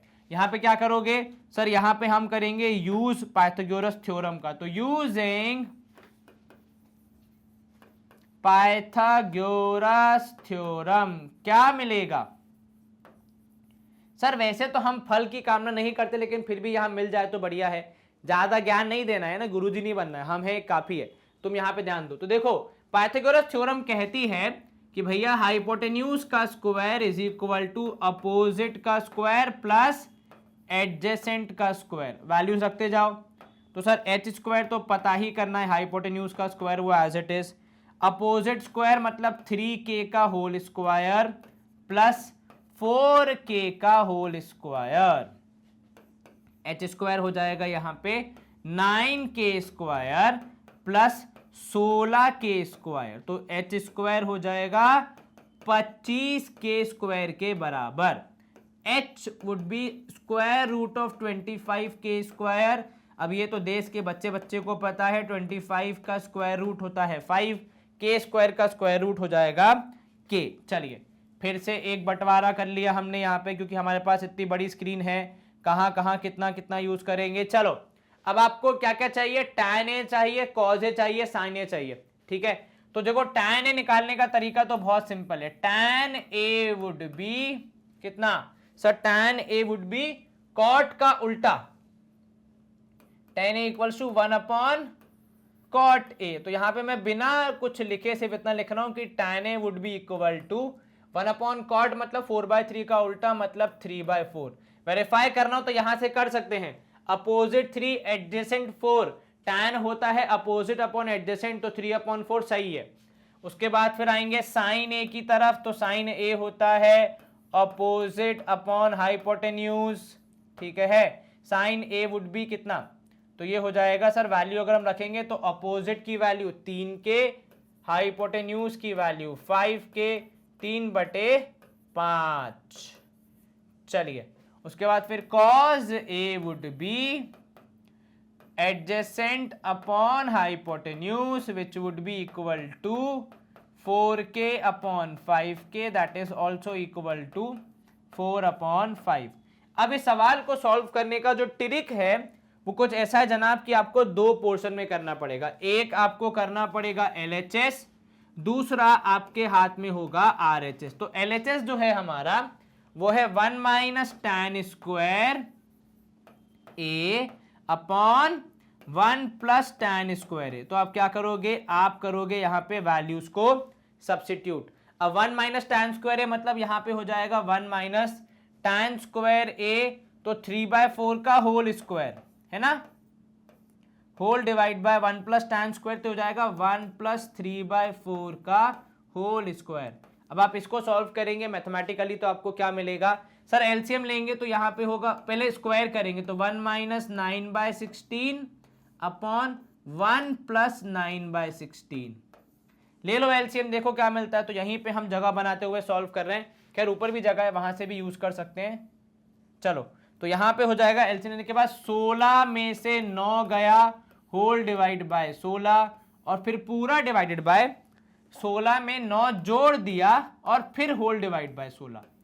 अब इतनी गणित तो हम सीख ही गए हैं कि अगर दोनों के डिनोमिनेटर को पूरा पूरा डिवाइड कर रहे हैं तो 16 से 16 कैंसिल, 16 में से 9 माइनस किया तो कितना बचेगा सर, 16 में से 9 माइनस अगर हम करेंगे तो ये बचेगा 7, ठीक है ना, गिन लो एक बार जी सर, और ऐड करेंगे 16 और 9 तो सर 25 हो जाएगा, तो 7/25 आना चाहिए। चलिए ये क्या आंसर आया सर, ये आया एलएचएस का। अभी क्या बाकी है, आरएचएस। तो आपका अब आरएचएस हम सॉल्व कर रहे हैं यहाँ पे, which is cos square A minus sine square a, तो आपका एलएचएस है, आरएचएस है माफ कीजिएगा, cos square A minus sine square a. चलो कॉस स्क्वायर ए की वैल्यू हो जाएगी, देखो कॉस की वैल्यू आपने लिख दी है 4/5 का होल स्क्वायर, ये लगाया हमने ब्रैकेट, माइनस 3/5 का होल स्क्वायर। चलिए 4 का स्क्वायर हो जाएगा 16/25 माइनस 3 का स्क्वायर 9/25। अब क्योंकि दोनों का डिनोमिनेटर हूबहू सेम है तो एलसीएम लेने की झंझट खत्म। 16 में से 9 गया तो कितना बचेगा सर, वो बचेगा 7/25। क्या एलएचएस और आरएचएस बराबर आ रहे हैं? यस सर, एलएचएस भी आया 7/25, आरएचएस भी सिंप्लीफाई होके आया 7/25। तो हम अगर चेक करेंगे तो ये इक्वल आएगा, तो आप लिखोगे yes 1 minus tan square upon 1 plus tan square is equal to cos square A minus sine square A, and दोनों की वैल्यू इक्वल टू 7/25 है। तो आपको चेक करना था, आपने चेक किया, सक्सेसफुली चेक हो गया, आंसर सही आ गया। अब आप क्या करेंगे सर, ये जो आपने रंग बिरंगी रंगोली बनाई है इसको साफ करते हुए अगले प्रश्न का रुख करेंगे। कोई दिक्कत तो नहीं? बिल्कुल नहीं सर, इजी प्रश्न था मेरे हिसाब से, तो बस वही था, दिखने में खतरनाक पर लेकिन आसान था, ऐसी कोई खास दिक्कत मुझे तो नहीं लगी। चलो स्क्रीन क्लियर होगी, सवाल नंबर 9 लोड होगा, विच इज दिस की इन ट्राइंगल एबीसी। अब देखो धीरे धीरे सवाल में क्या हो रहा है, समस्याएं बढ़ती जा रही हैं। तो in triangle ABC right angle at B, अगर tan a की वैल्यू 1/√3 है, आपको इन सब की वैल्यू बतानी है, sine A cos C cos A sine C. मतलब देखो कितने रेशियो निकालने, आपको साइन ए निकालना है, आपको कॉज ए निकालना है, आपको साइन सी निकालना है और कॉज सी भी निकालना है। इन चारों रेशियोज को निकालने के बाद अब अपना जवाब बता पाएंगे। चलिए क्या क्या है यहाँ पे जानकारी, तो एक तो ट्राइंगल है एबीसी जिसका एंगल बी है राइट, मतलब 90 डिग्री है, tan a की वैल्यू दी है 1/√3, एक रेशियो दिया है जिससे आप किन्हीं दो साइड्स के बारे में कमेंट कर पाएंगे डिपेंडिंग tan a किसको रिप्रेजेंट कर रहा है, उसके बाद फिर बाकी साइड्स को निकालना पड़ेगा और जो रेशियो हमें यहाँ बोला गया है उसको भी सॉल्व करके बताना पड़ेगा। हो जाएगा सॉल्व, दिक्कत तो नहीं आएगी मेरे हिसाब से। हाँ दिखने में डरावना है, I agree to it, but लेकिन अगर आप बहुत ही आराम से काम एंड कंपोज होकर सॉल्व करेंगे इसको, जैसे आप नॉर्मली किसी भी सवाल को अप्रोच करते हैं, ये सवाल भी हो जाएगा। क्योंकि मेरे हिसाब से तो जो सवाल 8 था वो इससे ज्यादा मुश्किल था, पर आपने कर लिया तो ये भी कर लोगे। चलो शुरू करते हैं, इसके पहले वाले पार्ट को हाईलाइट कर देते, देखते हैं क्या है सवाल का उत्तर। देखो यहाँ पे एक आपको जीवन का ज्ञान बताता हूँ, जिंदगी में क्या चाहिए उसको देखने से पहले, मतलब उसको समझने से पहले आपके पास क्या है पहले उस पर गौर करो। तो यहाँ पे आप देखेंगे भैया tan a 1/√3 है, ये आपके पास जानकारी है। तो पहले हम इसको यूज करेंगे बेस्ट पॉसिबल वे में कि हम अपने सवाल का जवाब ढूंढ सकें।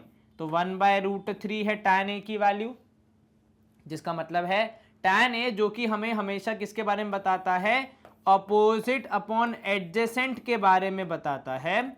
तो उन दोनों का हमें यहाँ पे कुछ जानकारी दी गई है। अपोजिट यहाँ पे मतलब कितना हो जाएगा, अगर हम इसी रेशियो को हमारे सॉल्यूशन में लेने का प्रयास करें तो 1k, और एडजेसेंट हो जाएगा √3k, ठीक है ना। ये मिल गया, इतनी जानकारी आपके लिए यहाँ पे उपलब्ध है। अब आप क्या करेंगे सर, इसका एक चित्र बना लेते हैं क्योंकि यहाँ ट्राइंगल डिफाइंड है ABC, तो काफी हेल्प हो जाएगी चित्र के माध्यम से। बिल्कुल ठीक कहा आपने सर। तो ये रहा आपका चित्र, इसको हमने नाम दे दिया है A, जहां पे tan A हो रहा है, ये हो गया B और ये हो गया C। एंगल C कौन सा 90 है, तो B 90 हमने वही किया है। तो एंगल A दिया है आपको tan A, tan A के ठीक सामने वाली साइड हो जाएगी ऑपोजिट विच इज 1K, और इसके नीचे वाली साइड जो कि एडजेसेंट है वो हो जाएगी √3K। अब आपको क्या निकालना पड़ेगा सर, इसमें हाइपोटेन्यूज मिसिंग है, वो अगर मिल जाएगा तभी हमारा काम आगे बढ़ पाएगा, वरना साइन कॉस की वैल्यू कैसे निकालेंगे हम। बिल्कुल ठीक। तो अब आपका यहां पे क्या अप्रोच रहेगा कि कौन सी थ्योरम यूज करेंगे सर, हम यहां पे हमारे all very much respected using Pythagoras theorem का उपयोग करेंगे। चलिए, यूजिंग पाइथागोरस थ्योरम क्या मिलेगा आपको सर, हमको मिलेगा सबसे पहले तो कि AB square that is base square plus perpendicular square is equal to hypotenuse का स्क्वायर। तो AB की वैल्यू है √3, तो आप लिखेंगे यहाँ पे √3K का होल स्क्वायर प्लस BC मतलब 1K का square is equal to AC square.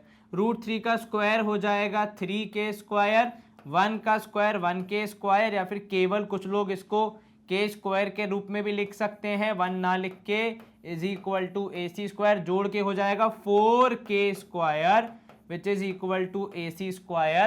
क्या मिला आपको, तो सर AC की वैल्यू हो जाएगी √4K square which is 2K। तो वैल्यू ऑफ AC मिल गई 2K। कितनी हो गई वैल्यू ऑफ AC, 2K। अब आप क्या यहाँ पे रेशियोज निकाल सकते हैं जी सर, तो मैं पता है पहले गलती करने से डरता हूं, तो इसलिए मैं साइन कॉस सारे रेशियोज पहले ही निकाल लूंगा। ठीक है, पहले मैं साइन ए कॉस ए निकालूंगा, फिर मैं साइन सी और कॉस सी निकाल के वैल्यूज पता कर लूंगा, उसके बाद फिर जब भी यूज हो।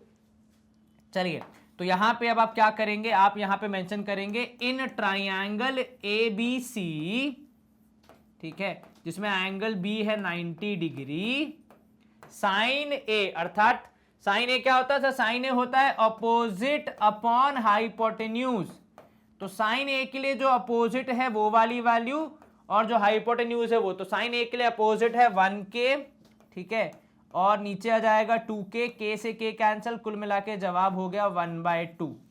एक वैल्यू मिल गई। चलिए, अब क्या बचा है सर, अभी 3 वैल्यूज और बाकी हैं। कौन कौन सी हैं भाई 3 वैल्यूज जो बाकी हैं सर, साइन ए आया है, अभी कॉज ए निकालना बाकी है। चलिए, आपने कहा हमने माना, तो कॉज ए होता है एडजेसेंट अपॉन हाइपोटेन्यूज, ठीक है ना। तो इस केस में क्या हो जाएगा, कॉज ए मतलब यहां पे हो जाएगा एडजेसेंट अर्थात AB अपॉन हाइपोटेन्यूज अर्थात AC is equal to √3K upon 2K। Again √K से K कैंसिल, वैल्यू बच गई √3/2। ठीक है, यहां पे मैंने लिखा नहीं है कि what is opposite what is hypotenuse, आप चाहे तो लिख सकते हैं, वैसे कुछ खास दिक्कत नहीं आएगी। अभी भी लिख सकता हूं मैं कि भैया ये हो जाएगा, देखो BC अपॉन AC है ना कि AB, हाँ AC is equal to 1K upon 2K, K से K कैंसिल, जवाब 1/2। एक ही बात है, ठीक है, कुछ खास फर्क पड़ा, लेकिन लिख देते हैं तो पूरे क्या सिमिलैरिटी बन जाएगी कि हाँ सारी चीजें आपने एक जैसी निकाली हैं। अब यहां पे हम निकालेंगे बची हुई 2 values which is sine C and cos C। अब साइन C के लिए आपके जो गिवन अभी जो रेशियोज थे वो नहीं चलेंगे। साइन C में एंगल चेंज, तो अपोजिट चेंज और एडजेसेंट चेंज, तो यहां हो जाएगी opposite upon hypotenuse which would be opposite, कितना अपोजिट हो जाएगा √3K, नाम अगर हम लिखेंगे तो AB upon AC which is √3K upon 2K, cancel होके √3/2। Very good.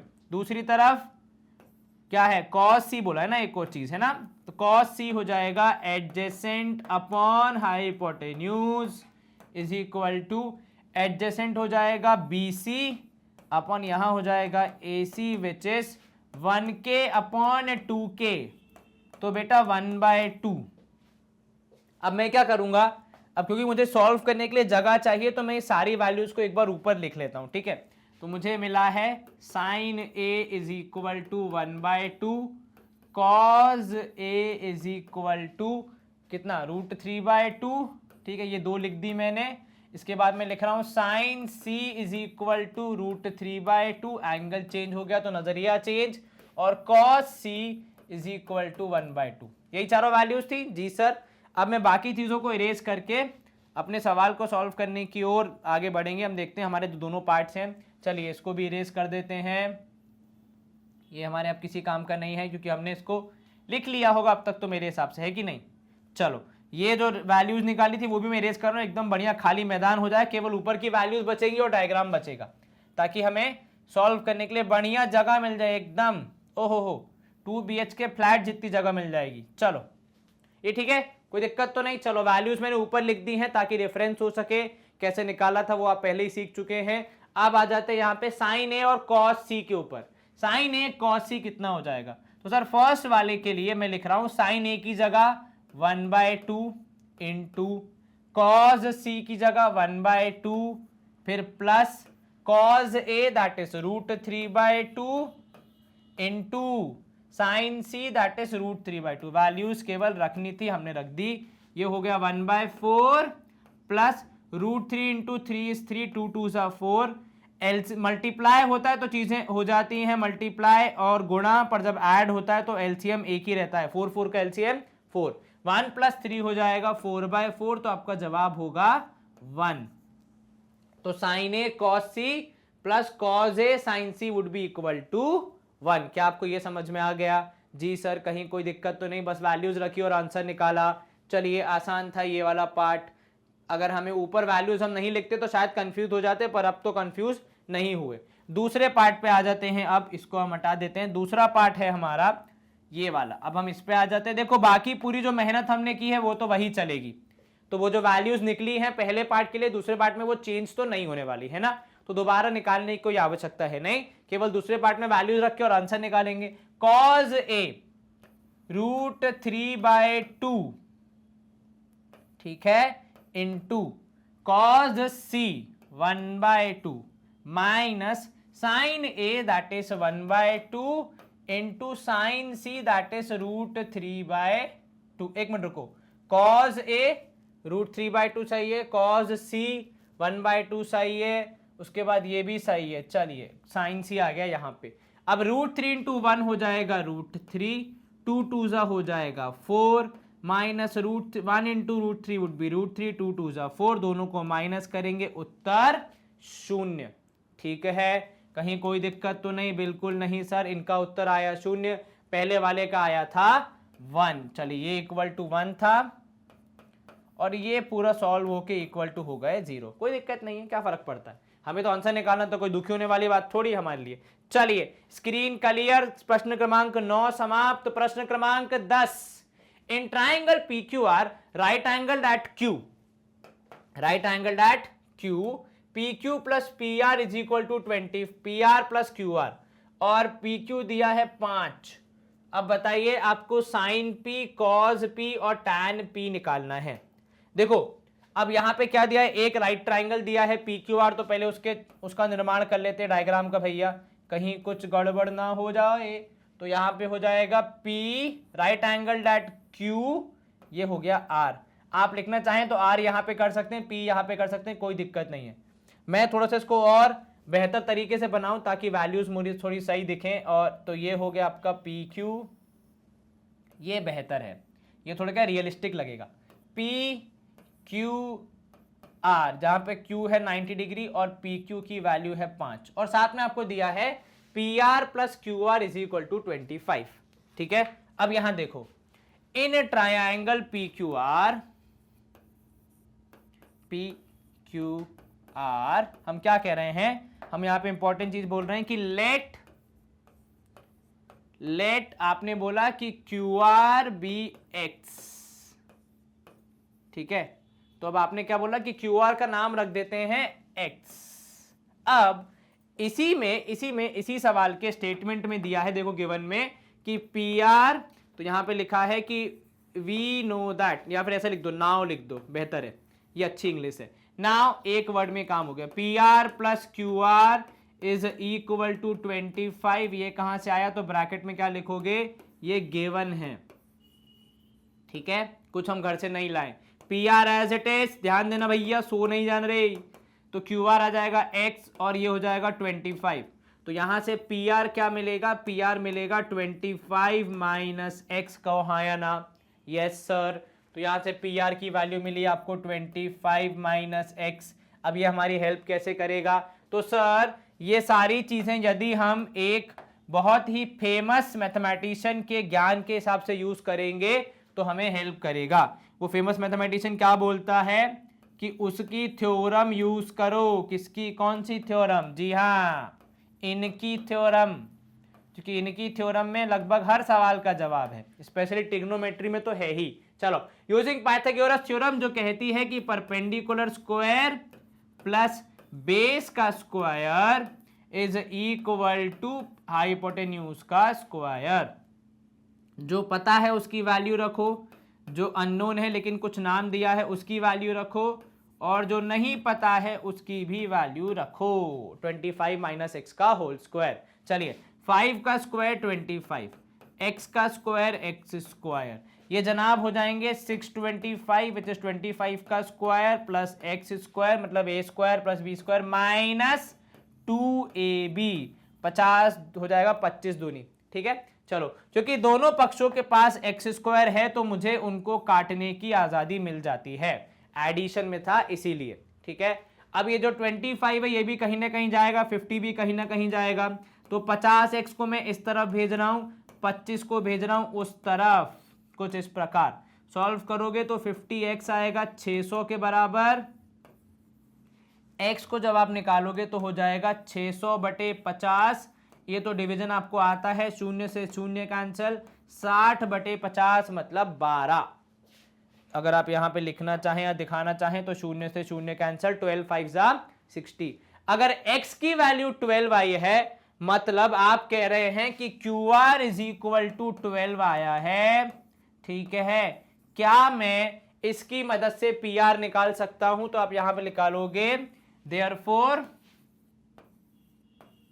PR would be equal to 25 minus 12 that is 13 centimetre, क्योंकि हमने खुद ही बोला था कि PR is 25 minus x, x की वैल्यू is 12। चलिए, अब आपको QR मिल गया कितना, तो सर QR मिल गया हमें 12, तो हम लिख देते हैं हमारे चित्र में ताकि हमारी कार्यशैली थोड़ी आसान हो जाए, और जो 25 माइनस एक्स करने पे मिला दैट इज 13 वो भी लिख देते हैं।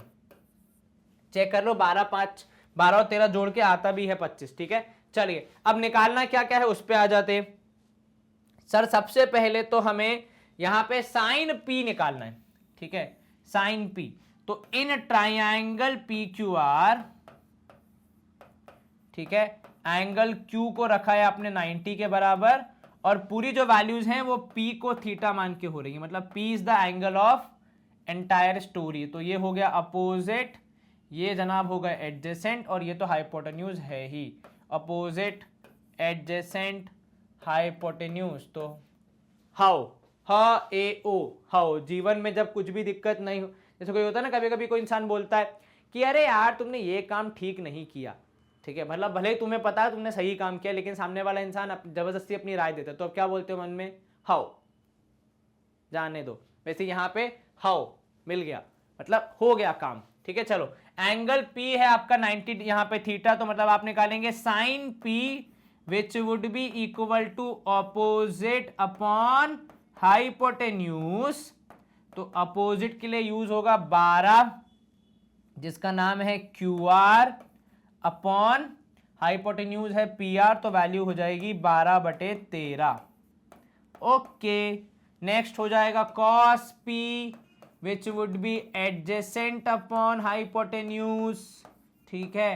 तो this would be equal to PQ upon कौन, PQ upon QR that is equal to 5 but नहीं, नॉट QR, PR। भाई साहब क्या कर रहे हैं आप जी, शुक्रिया चेताने के लिए, बहुत बहुत धन्यवाद, मतलब गलती करने से रोक लिया आपने। साइन P cos P और बेटा tan P, सर जगह थोड़ी कम है, ऊपर लिख दीजिए, ठीक है भैया। tan P होता है अपोजिट अपॉन एडजेसेंट, तो ये जनाब हो जाएंगे अपोजिट का मतलब कितना सर, अपोजिट का मतलब हो जाएगा यहाँ पे है 12 अपॉन एडजेसेंट मतलब 5। अगर हम नाम लिखें तो अपोजिट है QR और एडजेसेंट है PQ, तो ये जनाब हो जाएंगे 12/5। हो सकता है आप में से कुछ ने P को यहां लिया हो, R को वहां लिया हो, पर मैं इतनी गारंटी तो दे सकता हूं कि आंसर तो सेम ही आएंगे। वही है नजरिया, यहां पे आपने ये चेंज कर दिया कि P को यहां R को वहां, तो फिर वैल्यूज भी वही आएंगी। ये 12 जो यहां आया है वो वहां पे आएगा, 5 आएगा नीचे, तो बात बराबर ही पड़ जाती। ठीक है, तो कैसे भी आप अप्रोच करें बस सही सॉल्व करना है, ये ध्यान रखना है। ठीक है, गलत नहीं करना है, कुल मिला के कहानी का सार वही है। चलिए यहां पे हमने हाउ की हेल्प से पूरा सवाल सॉल्व कर दिया। अब हम करेंगे स्क्रीन को क्लियर, हाउ की नहीं, और फिर मूव करेंगे सवाल नंबर 11 की ओर। ठीक है, चलो state whether the following are true और फॉल्स। ट्रू और फॉल्स बताना है, justify your answer. The value of tan A is always less than 1। True है कि फॉल्स है, ये हमने पहले सेशन में डिस्कस किया है अच्छे से। Sir value of tan A is not always less than 1, तो ये आपका स्टेटमेंट हो जाएगा फॉल्स। ठीक है, नाउ फॉल्स क्यों होगा, क्योंकि sir tan A represents opposite upon adjacent, and in a triangle opposite can be greater than the adjacent side, that is possible। ठीक है, आप चाहे तो एग्जांपल लेके दिखा सकते हैं कि for example in triangle ABC, ठीक है, यहां पे अगर हम ऐसे बना के दिखा दें तो आप बिल्कुल दिखा सकते हो। ठीक है सर, ऐसे एग्जांपल दे सकते हैं कि देखो बिल्कुल देख सकते हो, क्योंकि ट्रू और फॉल्स का एक नियम होता है कि अगर एक भी ऐसा एग्जांपल मिल गया जहां पे स्टेटमेंट फॉल्स हो जाए तो आप उसे फॉल्स ही बोलोगे। ठीक है, अगर आप सत्य कहना चाह रहे हैं, अगर आप किसी को ट्रू बोल रहे हैं तो वो सारे उसमें ट्रू होना चाहिए। फॉर एग्जांपल आपके पेपर में मान लो 30 सवाल आए, ठीक है, आपने 29 खुद से किए, एक में चीटिंग कर ली और टीचर ने पकड़ लिया, तो क्या आप ये बोलोगे कि टीचर मैंने 29 सही किए, वो चेक कर लो, एक जो चीटिंग वाला उसे छोड़ दो? Does that make like a ethical answer? ठीक है, जुगाड़ लगाने के लिए आप बोल रहे हो कि टीचर छोड़ दे, पर क्या एक्चुअली वैसा होना चाहिए? नहीं सर, अगर एक भी सवाल में चीटिंग कर दी है तो व्यक्ति ने चीटिंग कर ली है। हम ये नहीं बोल सकते कि वो 29 में ईमानदार था, एक में बेईमान है। नहीं भाई, ऐसा नहीं होता है, आपको पूरे में ही बेईमान होना पड़ेगा, तब भी आप बेईमान हो, एक में हो जाओगे तब भी बेईमान हो। तो इसीलिए जब आप ईमानदारी की बात करते हो तो सब जगह होगी वही फ्रूटफुल होती है। ठीक है, चलिए, तो आप यहां पे एग्जांपल भी देख सकते हैं कि सपोज इन ट्राइंगल ABC, ठीक है, ABC, अगर आपका ये 5 है, एंगल A के कंसिडरेशन में ये 12 है, तो आपका tan A आएगा 12/5 विच इज मोर देन 1। ये आपने एग्जांपल भी दे दिया। ठीक है, तो यहां पे ऐसा हो सकता है, it is possible that opposite is greater than adjacent, आप ऐसा लिख सकते हैं, एग्जांपल भी दे सकते हैं। Hence would can be less than 1 but would never always be. बोल रहा है हमेशा 1 से कम होगी, नहीं, ऐसा कोई रूल नहीं है। 1 से कम भी हो सकती है और 1 से ज्यादा भी हो सकती है, ऐसा कोई रूल नहीं है जो ये जनाब कह रहे हैं। ठीक है, ये समझ में आ गया। दूसरी चीज, अगर sec A is equal to 12/5 for some value of A, अब ये कह रहे हैं कि sec A 12/5 हो सकता है for some value of A। Sir इसमें क्वेश्चन वाली क्या बात है? देखो क्वेश्चन वाली बात ये है बेसिकली, अगर कोई मुझसे बोलता है ना कि cos A इज 12/5, तो मैं नहीं मानता। क्यों?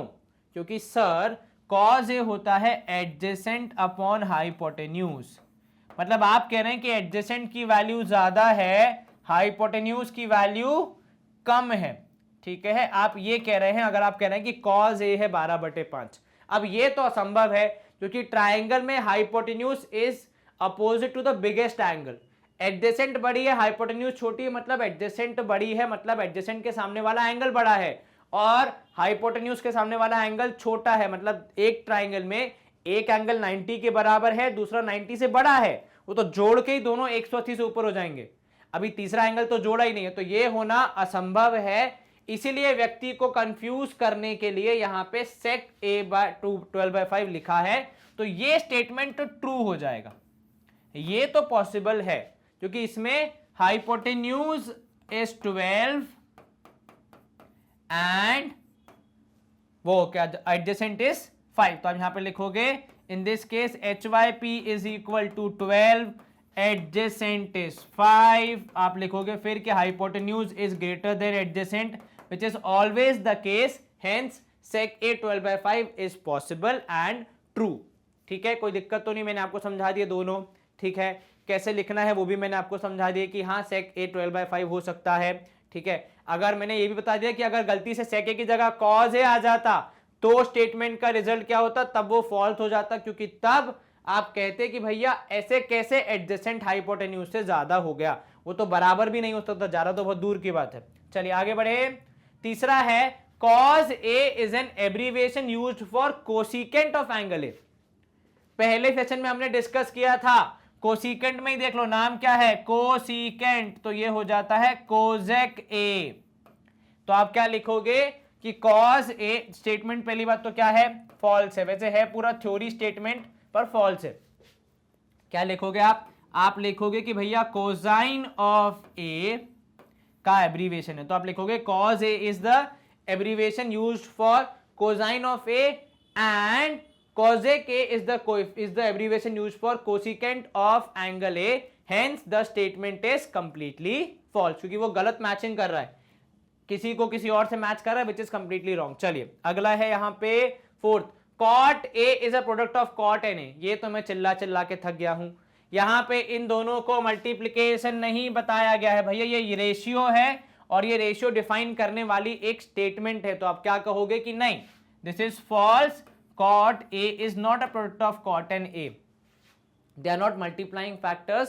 They are defining a ratio between sides and angle of the right angle triangle। ऐसा आप लिख सकते हैं हिंदी में कि भैया cot A का मतलब cot into A नहीं होता, cot A किसी भी ट्रायंगल की त्रिकोण के एंगल्स का रिश्ता बताते हैं साइड्स के साथ। तो जो cot A है वो एंगल्स और साइड्स का रिश्ता बताने का एक तरीका है, न कि वो दो चीजों का मल्टीप्लिकेशन है। ठीक है, ये आप यहां पे करेंगे, स्क्रीन क्लियर। अगला देख लेते हैं, यहां पे अब सेकंड फिफ्थ पार्ट है, ये कह रहा है sec theta is 4/3 for some angle theta. अब सेक थीटा बोल रहा है 4/3, सेक थीटा 4/3 हो सकता है, बिल्कुल हो सकता है, कोई दिक्कत नहीं है। ठीक है, क्यों, क्योंकि सेक थीटा अगेन वही बात कहता है कि भैया hypotenuse is greater then the नीचे वाला part that is adjacent which is absolutely true. कोई दिक्कत तो नहीं, बिल्कुल नहीं सर। और इसी के साथ हमारे यहाँ पे सारे जो ट्रू फॉल्स है वो भी खत्म हो जाते हैं। तो जो ट्रू था उसको हमने ट्रू बता दिया, जो फॉल्स थे वो फॉल्स कर लिए, रीजन भी बता दिए किस केस में क्या होगा। और इसी के साथ हमारा जो एक्सरसाइज 8.1 है वो आ गया है समाप्ति की ओर। लेकिन आपके लिए चीजें समाप्त होने से पहले कुछ महत्वपूर्ण जानकारी अबाउट आवर प्लेटफॉर्म मैनेजमेंट। ठीक है, तो देखो आप हमारे YouTube चैनल से भली भांति परिचित हैं, वहां पे आपको पता है किंडरगार्टन से लेकर 12 तक, फिर NTSC, ओलंपियाड और बहुत सारे एग्जामिनेशंस की तैयारी करवाई जाती है। मतलब बोलना इतना तेज पड़ जाता है कि अब इतनी सारी चीजें हैं कि सब कुछ कवर होना चाहिए। अब कहने का मेरा तात्पर्य यह है कि एक ही चैनल है, बहुत सारा इंफॉर्मेशन है, बहुत सारे वीडियोज हैं, तो कई बार हमारे विद्यार्थियों को उनके काम के सेशन मिलने में थोड़ी सी देरी हो जाती है, फिर वो बेचारे परेशान होकर हमें कमेंट करते हैं, ईमेल करते हैं, मैसेज करते हैं कि ये वाला सेशन कब मिलेगा, कहाँ है, भले ही टीचर वो बना के आपके लिए रख चुका है। तो उसी के उपाय के रूप में आपके पास ये अच्छा ऑप्शन है विच इज magnetbrains.com की वेबसाइट। आप गूगल पे जाइए, magnetbrains.com टाइप कीजिए, आपको हमारी वेबसाइट मिल जाएगी। जैसे आप हमारी वेबसाइट खोलेंगे, फ्रंट पेज पे आपको हमने कैटेगराइज किया हुआ सारा कंटेंट मिल जाएगा। जो जो चीजें हम पढ़ाते हैं वो सब ऐसे कैटेगराइज कर दी हैं ताकि आप अपनी जरूरत के हिसाब से पूरी तैयारी कर पाएं। ठीक है, जैसे आप मान लीजिए CBSE किंडरगार्टन टू क्लास 12 पढ़ना चाहते हैं, इंग्लिश मीडियम के विद्यार्थी हैं आप, तो यहाँ पे आप अलग अलग कक्षा के हिसाब से अपनी जो भी क्लास है उसको चूज कर सकते हैं। जैसे यहाँ पे आप क्लास 10 के विद्यार्थी क्लास 10 को चूज करें, सारे सब्जेक्ट्स यहाँ मिल जाएंगे, सारे टीचर्स मिल जाएंगे, जिस भी टीचर से आप पढ़ना चाहते हो उनकी शक्ल और नाम जो भी आप वेरीफाई कर सकते हैं, जो भी आपको याद है उसके टैब पे क्लिक करके देखिए उस टीचर ने क्या पढ़ाया है उस पर्टिकुलर क्लास में। फॉर एग्जांपल क्लास 10 की अगर आप बात करें, मैथमेटिक्स की जो चैप्टर कंप्लीट हो गए हैं या चैप्टर्स की लिस्ट है, किस चैप्टर में कितने लेक्चर्स हैं वो जानकारी है, किस लेक्चर में क्या पढ़ाया गया है वो जानकारी है, और किस लेक्चर की क्या ड्यूरेशन है वो जानकारी भी पूर्णतः उपलब्ध है। बस यहाँ पहुंचिए, जो भी सेशन आपको पढ़ना है सीक्वेंस वाइज ऑर्डर में पढ़िए, वॉच नाउ के टैब पे क्लिक कीजिए, कुछ इस तरीके से आपके सेशंस खुल जाएंगे। तो यह हाथ जोड़ता हुआ व्यक्ति कोई और नहीं, मैं ही हूं, और हाथ जोड़ के आपसे सिर्फ इतना विनम्र निवेदन है कि अच्छे से पढ़ाई करें, बाकी सब हम पे छोड़ दें। ठीक है, चलिए इन सेशंस को देखिए। यहाँ पे डिस्ट्रैक्शन भी कम है, यहाँ पे डिस्टर्बेंस भी कम है, यहाँ पे सजेशंस वगैरह नहीं आते, तो आप आसानी से पूरा सेशन पढ़ सकते हैं बिना किसी रुकावट के या फिर डिस्ट्रैक्शन के, और अच्छे से अपनी पढ़ाई कर सकते हैं। तो आपका फेवरेट चैनल, आपका फेवरेट प्लेटफॉर्म मैग्नेट ब्रेन्स, जो कि किंडरगार्टन से लेकर 12th तक का सारा एजुकेशन आपको फ्री ऑफ कॉस्ट प्रोवाइड कराता है, उसमें आप पढ़ रहे थे मेरे साथ कक्षा 10वीं क्लास 10th की गणित अर्थात मैथमेटिक्स, उसका important chapter that is trigonometry, जहां पे हमने आज एक्सरसाइज 8.1 को समाप्त किया। अगले सेशन में हम इसी सिलसिले को आगे बढ़ाएंगे, फिर नया कॉन्सेप्ट, फिर नई एक्सरसाइज, और फिर ऐसे ही सिलसिला चलता रहेगा। सेशन को लाइक, चैनल को सब्सक्राइब, वीडियो को शेयर जरूर करना है, क्योंकि जितना शेयर करोगे उतना ज़्यादा फ्रेंड्स एंड फैमिली का केयर करोगे। अपना ध्यान रखना, अच्छे से पढ़ाई करना। Stay home, stay safe, take care, bye, good day, see you soon. नमस्ते।